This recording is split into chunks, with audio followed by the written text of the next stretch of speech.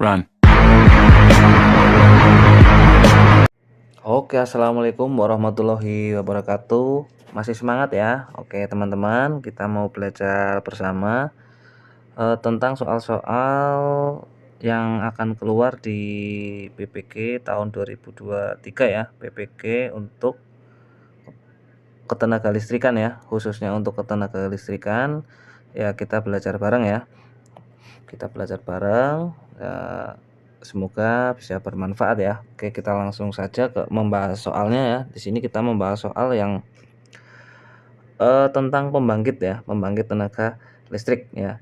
Jadi dari beberapa elemen yang ada di dalam ketenaga listrikan, ada salah satunya kisi-kisinya adalah tentang pembangkit listrik ya. Oke, kita langsung saja mulai kita bahas satu persatu soalnya. Oke, untuk soal yang pertama kita baca ya. Beberapa alasan utama orang memilih energi listrik ya, antara lain ya kita bisa simpulkan kenapa orang itu bisa memilih tenaga listrik. Yang pertama, efisiensi tinggi dan biaya murah. Efisiensi lebih tinggi harus ya, biaya murah juga harus, tapi jika kita harus cari dulu yang lebih baik. Kontrol yang lebih baik dan lebih bersih juga baik. C, efisiensi lebih tinggi dan kontrol lebih baik ya. Terus D, memudahkan ditransmisikan untuk jarak jauh dan ekonomis. Ini tidak karena kita sebagai konsumen ya. Kalau transmisi itu biasanya di PLN ya. Terus mudah didapat dan dalam mudah pengaturannya. Ini juga tidak karena kita sebagai konsumen tidak perlu mengatur ya. Kita sudah disetelkan atau sudah diatur oleh petugas PLN. Jadi orang ini yang dimaksud adalah orang umum ya, orang umum, orang yang tidak tahu listrik. Jadi kita jawabnya yang C ya, yang C. Jadi efisiensi dan kontrol lebih baik ya. Kontrol lebih baik itu contohnya ya kita menggunakan stop kontak, terus kita menggunakan saklar, itu kan mudah ya untuk yang listrik. Terus kita dengan beban-beban AC yang kita gunakan semisal komputer, TV, kita lebih mudah ya, tidak terlalu ribet. Oke, jadi orang lebih mudah menggunakan listrik ya, efisiensi yang lebih tinggi dan kontrolnya lebih baik. Kalau biaya murah itu relatif ya, karena kita membayar listrik juga kadang ada kenaikan ya, juga kadang kenaikan. Oke, kita lanjut ke nomor 2. Nomor 2 di sini energi non renewable yang sering digunakan untuk pusat pembangkit tenaga listrik. Nah, yang dimaksud non renewable di sini adalah pembangkit listrik yang tidak bisa diperbarukan ya. Kalau yang bisa diperbarukan itu contohnya angin, terus air, matahari itu bisa diperbarui. Kalau non berarti tidak bisa diperbarui. Kita cek di sini kalau yang non adalah minyak bumi tidak bisa, batu bara tidak bisa, gas alam, berarti jawabannya A ya. Untuk yang jawabannya B ini minyak bumi tidak, tapi ada anginnya ya di sini. Matahari nih, ada matahari. Terus juga ada matahari, angin juga enggak, juga ini bisa terbarukan. Ini ya, yang ditanya yang non ya. Jadi kita jawabannya yang A. Oke, untuk nomor 3, beberapa keuntungan dari PLTS antara lain ya. Di sini tidak pernah habis dan murah. Oke, bisa jadilah ya, bisa jadi ini rumah ramah lingkungan dan mudah didapat. Ya, kalau mudah didapat, kalau pas mendung juga tidak ya. Jadi tergantung daerahnya juga ini ya. Terus C, membutuhkan sedikit perawatan dan aman. Sedikit perawatan dan aman. Kalau perawatan itu ya harus setiap bulan harus dirawat kalau ini pembangkit listrik tenaga surya ya. Umur panel surya panjang dan harganya murah. Harganya mahal ya. harganya mahal. Kalau panjang iya, tapi tidak pernah habis, betul, dan ramah lingkungan. Nah, yang paling tepat dari antara ini adalah tidak pernah habis. Pertama, yang kedua ramah lingkungan karena tidak menimbulkan polusi ya, yang jelas tidak menimbulkan polusi. Jadi yang tepat jawabannya yang E. Jadi jawaban yang lain juga ada yang benar, tapi yang paling kita cari yang paling benar. Berarti jawabannya E. Untuk 4, kelemahan utama dari PLTS. Yang pertama, kontrol tegangan yang sulit. Terus besarnya biaya pembangunan, frekuensi yang dihasilkan tidak tetap, susah dalam pengoperasiannya, menimbulkan polusi udara. Ini juga tidak.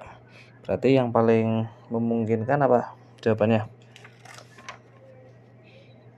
Betul sekali, yang B. Jadi biayanya pembangunannya itu besar ya. Lalu membutuhkan panel yang banyak ya.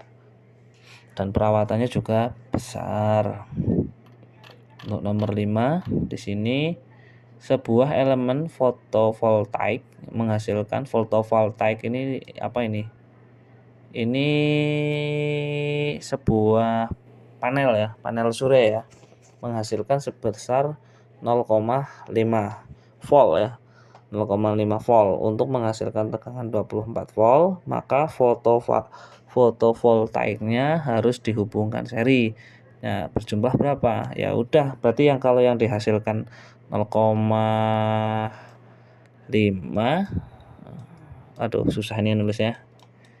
0, misal 0,5 ya, satu itunya 0,5. Jadi kita kali ya, kita kali ke 48. Jadi 48 dikali 0,5 hasilnya 24 volt. Jadi yang dibutuhkan adalah 48. Atau kita bisa jumlahkan ini 24 volt dikali 2, karena satu fotovoltaiknya hanya menghasilkan 0,5. Jadi kalau fotovoltaiknya menghasilkan 1 volt, itu hanya membutuhkan 24 buah saja, karena di sini hanya menghasilkan 0,5, jadi dibutuhkan 48 buah. Oke ya, lanjut. Peralatan elektronika yang digunakan untuk mengatur arus arah yang diisi ke baterai dan diambil dari baterai untuk beban adalah, kalau baterai bukan ya, baterai itu hanya penyimpanan ya. Inverter itu mengubah arus DC menjadi AC ya, atau arus tegangan tinggi menjadi rendah ya. Solar charger control. Nah, ini jawabannya solar charger controller ya. Di sini dia berfungsi untuk mengisi baterai ya, nih ya, mengambil isi baterai dan bisa diatur tegangannya. Kalau tegangannya 24 ya kita atur 24, kalau tegangannya 12 kita atur. Jadi disesuaikan dengan baterainya yang mau diisi ya. Oke. Terus nomor 7, salah satu kelemahan dari PLTD, mampu melayani dengan lama. Kelemahannya tidak mampu melayani overload.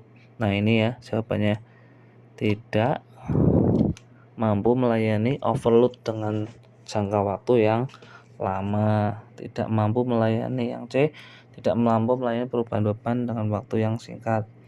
Tidak mampu melayani beban lebih, kapasitasnya tidak mampu dibebani untuk jangka waktu yang lama. Ini juga tidak.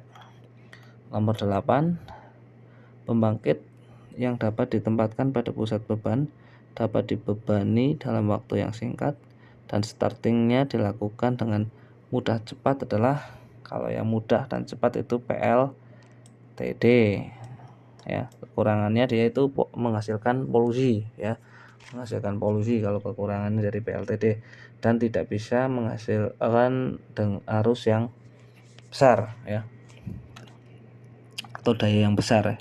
Oke, nomor 9, udara bersih dipompakan ke tangki untuk menggunakan kompresor melalui saluran masuk ke manifold ya.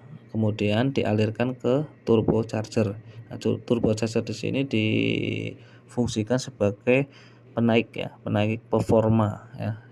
Performa mesin atau generator. Di dalam turbocharger tekanan dan temperatur udara dinaikkan ya. Nih dinaikkan.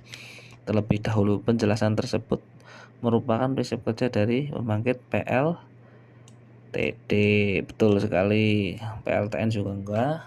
PLTU enggak, karena kalau PLTU itu uap ya.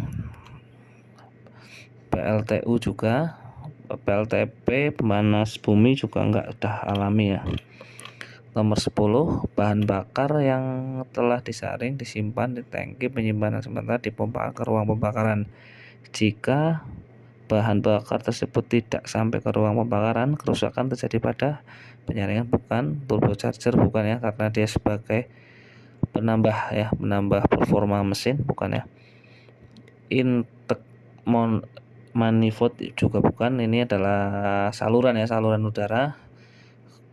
Combustion chamber ini juga bukan, ini sebagai ruang pembakar ya, ruang pembakar bukan. Nah, yang paling tepat adalah nozzle ya. Nozzle itu penyalur ya, penyalur ke pembakaran ya. Jadi kalau nozzle-nya rusak ya tidak bisa membakar ya, tidak bisa membakar di ruang pembakaran, dan yang terjadi uapnya tidak akan naik. Oke, itu saja penjelasan dari saya, semoga bermanfaat.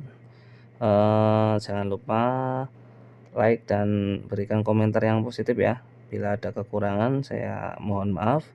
Wassalamualaikum warahmatullahi wabarakatuh.